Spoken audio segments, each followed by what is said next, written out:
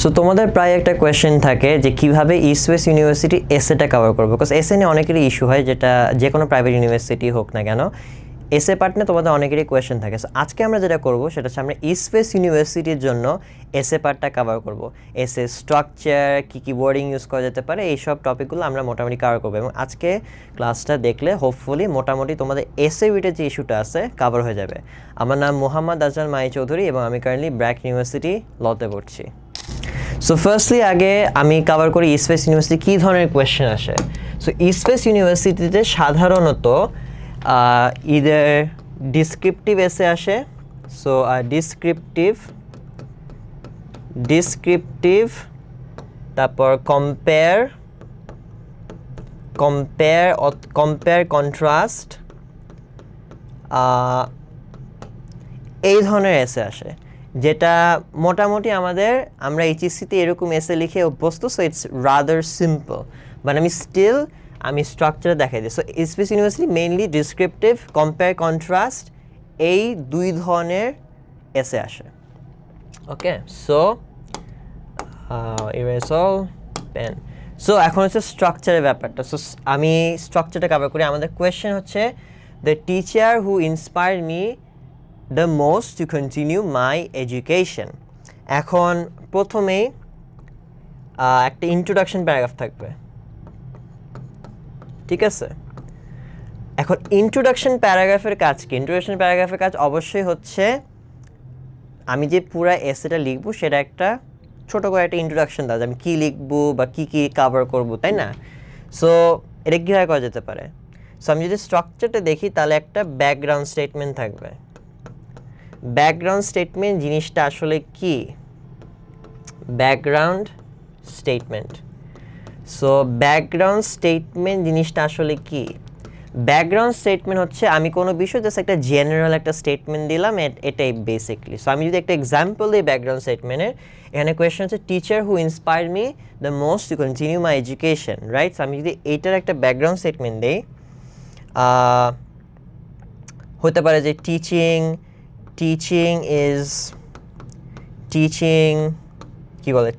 is one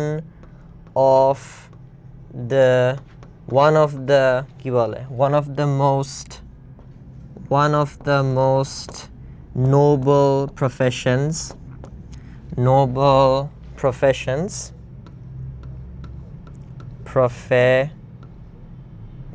বানান ভুল হতে পারে, একটু দেখে নিও। noble professions, তারপর হতে পারে teaching is one of the most noble professions because it inspires students, it builds up the future generation, এরকম কিছু একটা। সো এটা হচ্ছে ব্যাকগ্রাউন্ড স্টেটমেন্ট গেল। তারপর আমি কি করব? সো এটা আমার ব্যাকগ্রাউন্ড স্টেটমেন্ট গেল, রাইট? এটা মুছে দেই।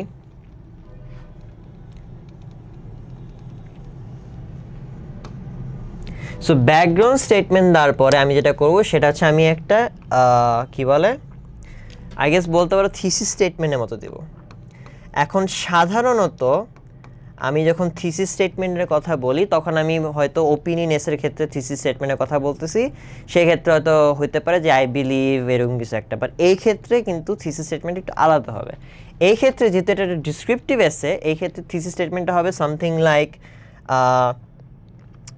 একটা জেনারেল এটা যে আউটকামটা হবে, যে আমি যে এত কিছু বলবো এটা একটা আউটকামটা কি। অ্যান্ড বাই দ্য ওয়ে এখানে কি অ্যাকচুয়ালি জিজ্ঞেস করছে? এখানে জিজ্ঞেস করছে আমার সম্পর্কে, রাইট?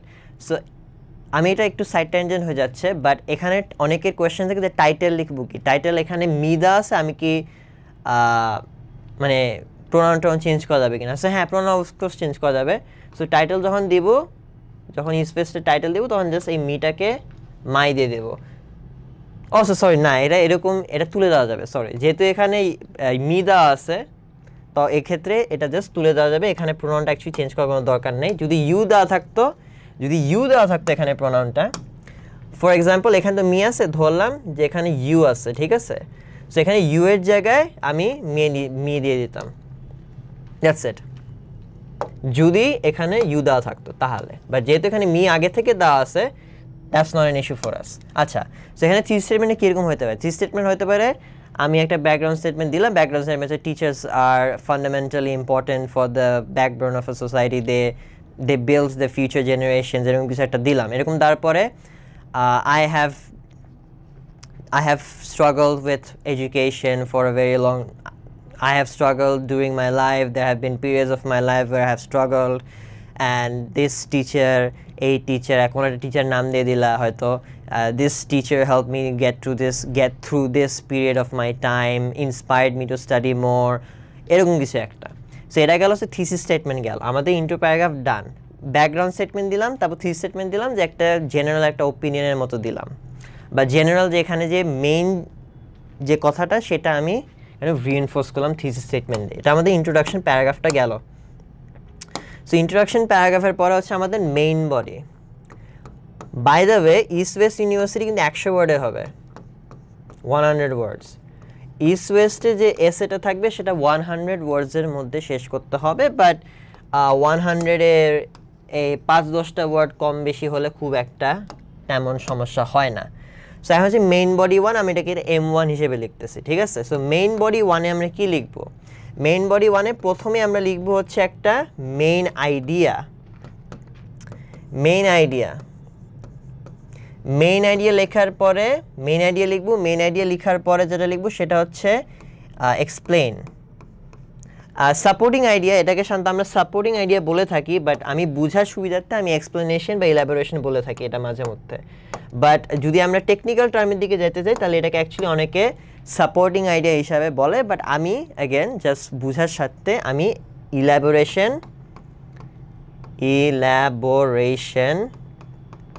স্ল্যাশ কি বলে explanation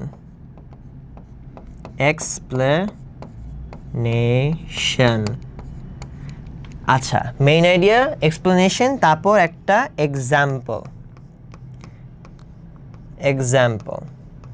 example.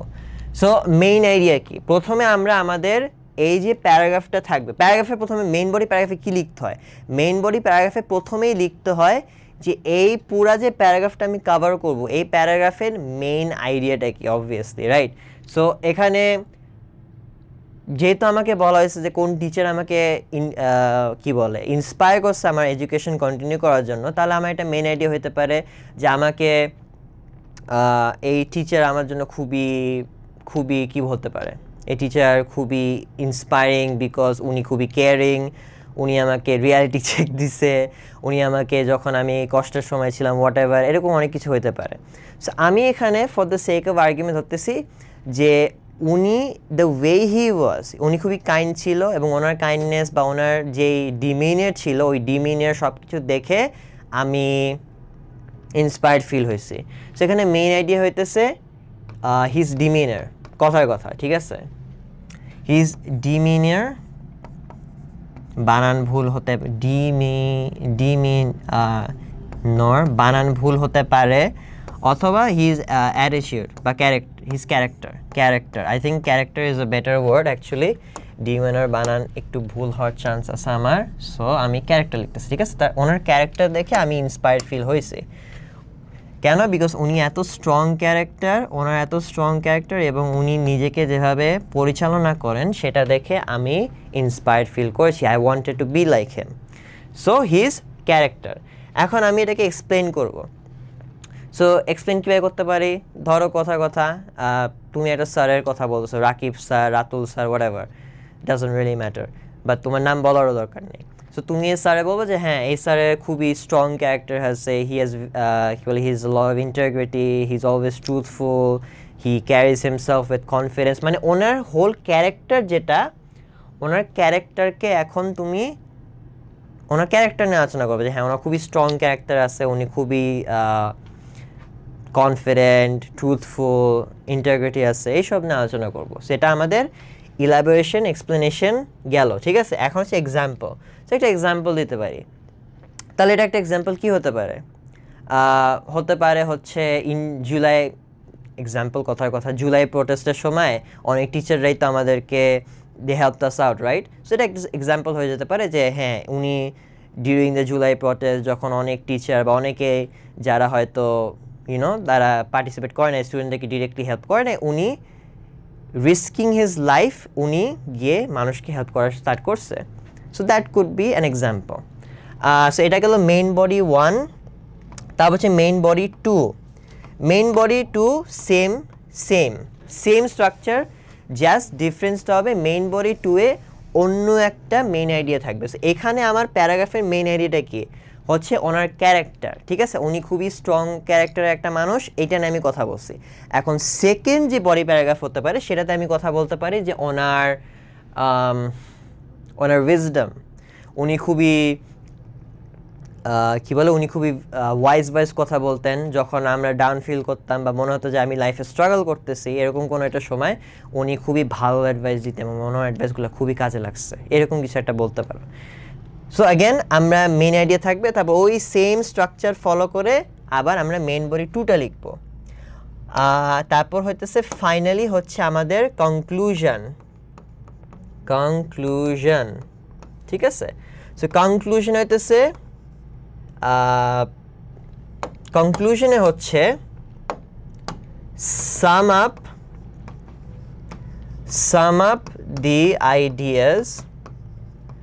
sum up the ideas from M1 R M2, মানে মেইন বডি 1 আর মেইন বডি 2 এর যে মেইন আইডিয়াগুলো আমরা এতক্ষণ আলোচনা করছি, সেই মেইন বডি 1 আর মেইন বডি 2 এর আইডিয়াগুলোকে আমরা সাম আপ করব অথবা ছোটোভাবে সামারাইজ করব। সামারাইজ করা মানে কি, আবার নিজের ভাষায় একটু ছোট করে। সো আমরা তো এতক্ষণ মেইন আইডিয়াটা পুরো একটা প্যারাগ্রাফে লিখছি, রাইট, মানে ওইটাকে ইলাবোরেট করছি বা অনেক কিছু করছি ওইটার সাথে। এখন ওইটাকে জাস্ট ছোট করে 1-2 লাইন এর মধ্যে এই পুরা মেইন বডি 1 মেইন বডি 2 এ যা আইডিয়া নিয়ে আমরা আলোচনা করছি সেটাকে আমরা ছোট করে সাম আপ করব। সাম আপ করার পরে রিস্টেট থিসিস। সো ওই যে ইন্ট্রোডাকশনে যে থিসিস স্টেটমেন্ট একটা কথা বলছিলাম, যে থিসিস স্টেটমেন্ট হচ্ছে দিস ইজ টিচার্স কি বলে, this is the teacher who's influenced me a lot, who has been an inspiration to me, whatever. So আমি পুরা main idea 1 main idea 2 sum up করার পর আমি যেটা বলবো যে দিস ইজ জাস্ট তেমন কিছু না, just this because of his strong character and his wisdom, I consider him to be an inspiration for me in terms of education, and he has really helped me continue during times when I wanted to give up, এরকম কিছু একটা। So থিসিসটাকে restate করলাম। So with that being shed, hopefully আমাদের এসের পার্টটা cover হয়ে গেছে। So hopefully তোমাদের আজকে আমাদের ক্লাসটা ভালো লেগেছে। যদি ভালো লেগে থাকে তাহলে তোমরা আমাদের কোর্সটা করতে পারো, স্পেস ইউনিভার্সিটির কোর্স। সো আমাদের লেকচার শিট আছে, রেকর্ডেড ক্লাস আছে, সাজেশনস আছে এবং প্রতিটা ক্লাসের ডিউরেশন 2 ঘন্টা। এখন ডিপেন্ডিং অন দ্য ক্লাস একটু বেশি হতে পারে, কম বেশি হতে পারে, বাট মেইনলি 2 আওয়ার্স।